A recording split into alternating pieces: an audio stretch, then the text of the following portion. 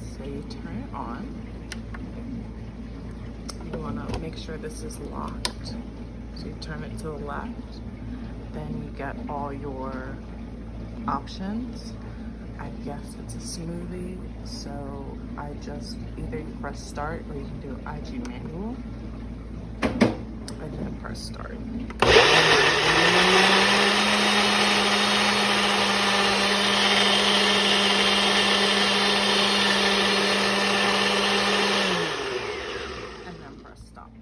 It's pretty easy to use this. I really like it. Again, they have the pulse feature.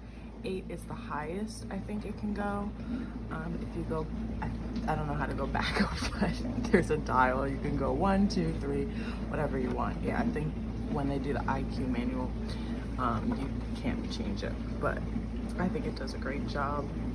This is the smallest feature it comes with. The bigger one is 72 ounces. I don't need that much right now for what I'm doing. So yeah.